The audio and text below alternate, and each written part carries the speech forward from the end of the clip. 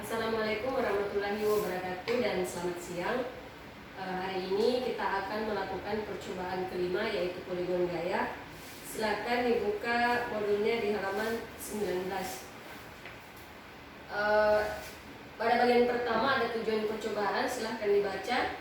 Kemudian kita next langsung memperhatikan bagian alat dan bahan yang digunakan. Yang pertama, papan gaya. Yang disebut papan gaya adalah ini. Jadi papan gaya yang berbentuk lingkaran. Kemudian yang kedua katrol. Ini ada 4 buah katrol.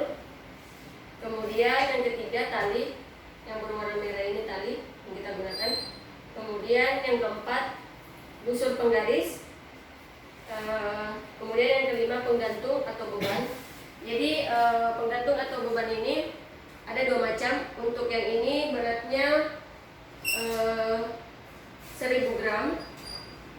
Kemudian untuk yang ini yang lebih kecil beratnya 500 gram. Jadi ada 2 jenis. Jadi yang di sini tadi 1000 gram, berarti yang di sini juga 1000 gram. Yang di sini 500 dan yang di sana juga 500 gram. Next, setelah kita mengetahui alat dan bahan, kita masuk di prosedur kerjanya. Bisa langsung dibaca. Setelah itu kita perhatikan tabel pengamatan. Nah, di tabel pengamatan silakan diperhatikan ada 4 sudut, yaitu sudut A, B, C, dan D yang akan kita amati dan akan kita ambil data-data dari percobaan ini. Jadi sebelum kita melakukan pengambilan data, terlebih dahulu yang harus kita lakukan adalah pembacaan angka dari busur penggaris ini. Jadi di busur penggaris ini ada 2 pembacaan. Ada pembacaan merah dan ada pembacaan hitam yang sebelah 2. Boleh dilihat.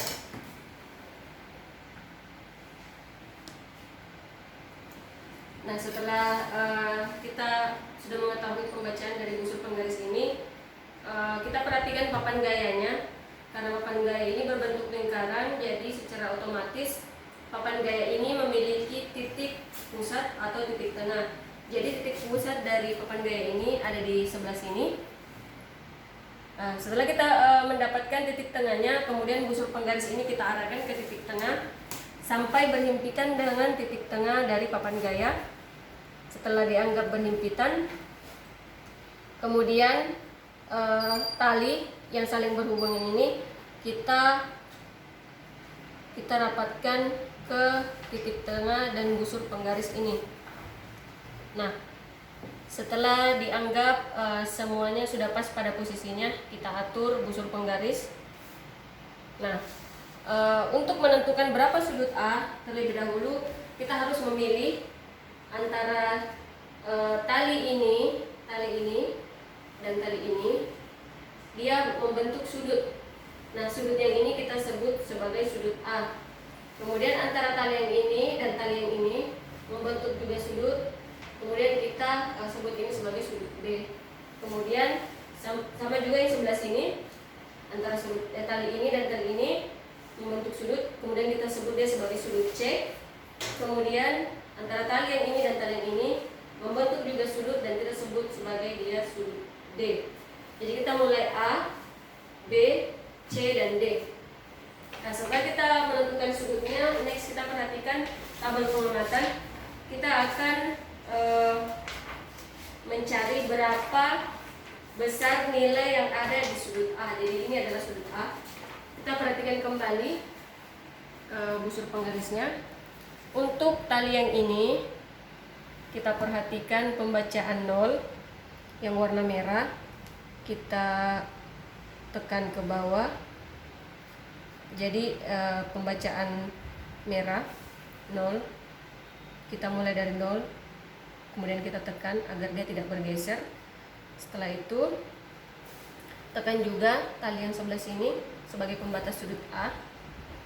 Kemudian setelah ditekan, perhatikan berapa pembacaan angka pada busur penggaris yang ditunjukkan oleh angka yang berwarna merah.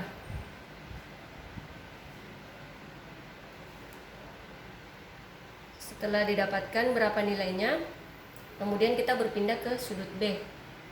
Nah, sekarang di sudut B kita menggunakan pembacaan hitam. Kita memulai dari sini, pembacaan hitam 0 derajat. Dari sini kita tekan, kemudian sampai di sini. Untuk pembacaan hitam nilainya berapa?